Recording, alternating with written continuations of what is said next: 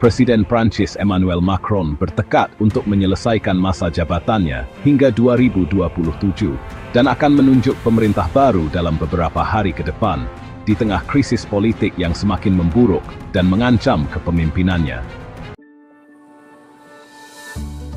Dalam pernyataannya pada hari Kamis di kediaman resminya, Istana Élysée di Paris, Macron mengucapkan terima kasih kepada Perdana Menteri yang baru saja mengundurkan diri, Michel Barnier, atas dedikasinya setelah mayoritas anggota Majelis Nasional memberikan suara untuk mencopot Barnier pada hari Rabu. Macron menuduh partai oposisi memilih kekacauan dengan mengatakan bahwa mereka tidak ingin membangun, tetapi ingin menghancurkan.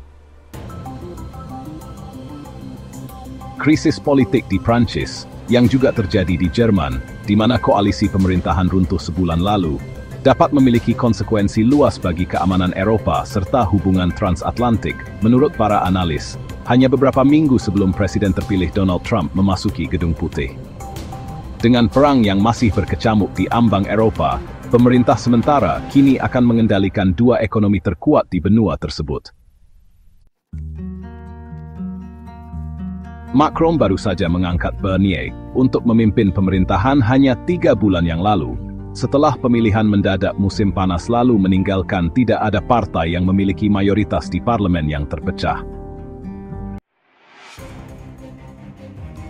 Pada hari Rabu, legislator dari berbagai pihak oposisi bersatu dalam pemungutan suara tidak percaya terhadap Barnier terkait anggaran nasional yang diusulkannya untuk tahun 2025.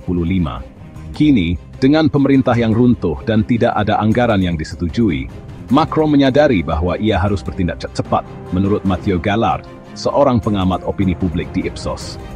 Sehubungan dengan pengesahan anggaran, semuanya terhenti. Tidak ada yang bisa bergerak di parlemen sebelum kita memiliki pemerintah baru, kata Gallard. Ini benar-benar wilayah yang belum pernah dijelajahi, karena kami belum pernah berada dalam situasi seperti ini. Tantangan utama berasal dari fakta bahwa tidak ada kelompok politik di parlemen Prancis yang memiliki mayoritas yang jelas, dan tidak ada dari mereka yang ingin bernegosiasi atau berkompromi satu sama lain, kata Gallard. Sementara sistem pemilihan berarti sangat sedikit insentif untuk itu berubah. Bahkan jika Macron memanggil pemilihan nasional baru dalam 10 bulan, yang merupakan waktu paling cepat yang diizinkan konstitusi setelah pemilihan terakhir. Sementara itu, di Jerman, Kanselir Olaf Scholz kehilangan dukungan dari mitra koalisi politik sebelumnya terkait kebijakan ekonomi dan anggaran.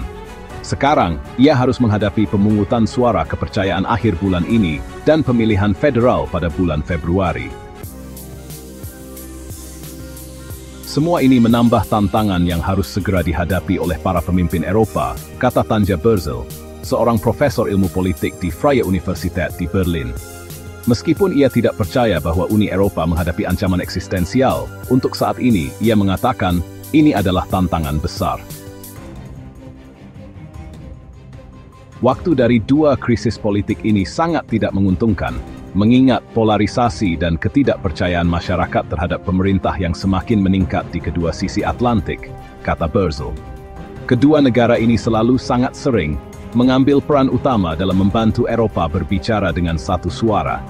Saya pikir itu yang dibutuhkan lebih dari sebelumnya dengan Trump mengambil alih kepresidenan di AS.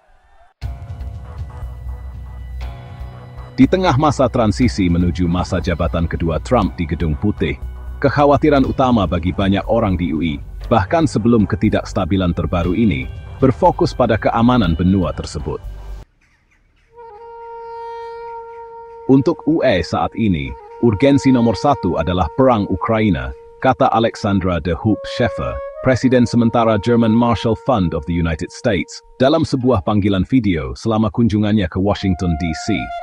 Seperti yang kita ketahui, ada kecemasan tertentu terkait bagaimana pemerintahan Trump akan menangani perang di Ukraina dengan potensi kesepakatan yang mungkin mengabaikan Eropa. Ada perdebatan yang sedang berlangsung di banyak negara Eropa, yang dikenal secara tidak resmi sebagai pertarungan senjata versus mentega.